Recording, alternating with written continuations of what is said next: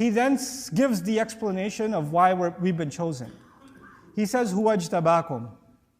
The easy translation of Huwa ajtabakum is, in fact, He's the one. He has selected you. He has chosen you. But the Arabic word here for choosing, or ijtiba, the word that's selected here by Allah, is very special. If you say the word ikhtiyar, which is also a word for choice, then it comes from the word khair, meaning you prefer something or something is, you make a better choice. That's ikhtiyar. You can say istafa or istifa in the Arabic language, which comes from safwa, purity. When you make a choice, you don't have to explain to anybody else why you made that choice. For example, when you go shopping and you buy like a blue shirt, you don't owe somebody a scientific explanation, why did you pick the blue shirt, why didn't you get the white shirt? That's istifa, it's purely your choice. There's no rationale necessary. But when you say ijtiba, which is the word Allah chose here, when He described that He chose you and me to be Muslim, that word actually comes from jabu. Jabu in Arabic, in Old Arabic, actually the verb used to be used for tax collection. Back in the day, the people who made enough money owed taxes. Obviously, even now, you have to be above a certain level minimum income before you're qualified to be selected for tax collection. Ijtiba actually means to make a choice based on qualifications.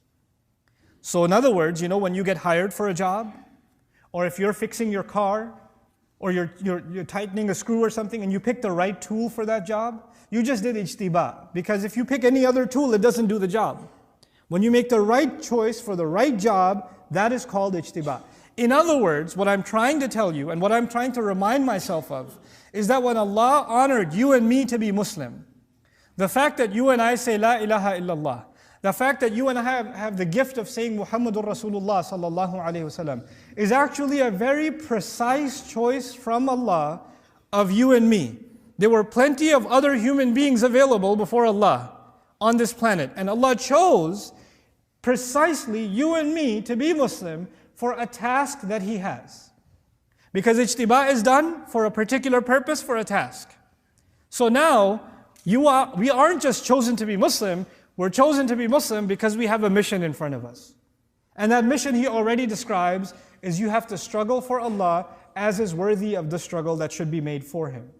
Huwa ajtabakum wama, and then he adds finally, now that I realize I've been chosen, even though I've been chosen, I'm still thinking this is too hard of a job. How am I going to do this? Fine. Allah sees something in me, I don't even see it in myself. I don't even see what's so special about me. Why did I get chosen? There's so many better people out there. But and this is too hard anyway. Islam is way too hard. What Allah is asking of me is too much. I can't do it.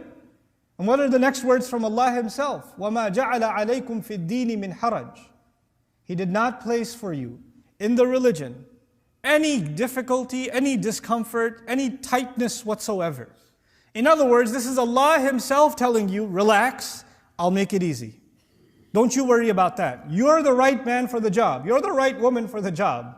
You were the one chosen for this time, this day, and this age. When you look around now, you see that Muslims we're the target of media attention, political craziness. I travel to England all the time. But this last time I traveled, I got exhaustively questioned. What are you doing here? I got questioned, like, why are you here? That's never happened before. So things are becoming tougher and tougher for Muslims. They are, in many, many ways. But that's okay. You know what? Allah chose you and me to be born in this generation, in this day and age, knowing full well these are the trials we're going to have. And the best people qualified to struggle in these trials are the Muslims alive today. That's the choice of Allah. That's why you and I are taking a breath right now. If we didn't have a purpose for us, because He only creates for purpose. خَلَقَ السَّمَاوَاتِ وَالْأَرْضَ بِالْحَقِّ وَصَوَّرَكُمْ. He created the skies and the earth with precise purpose and molded you. So He molded you and me and put us in this position because we have a purpose to serve.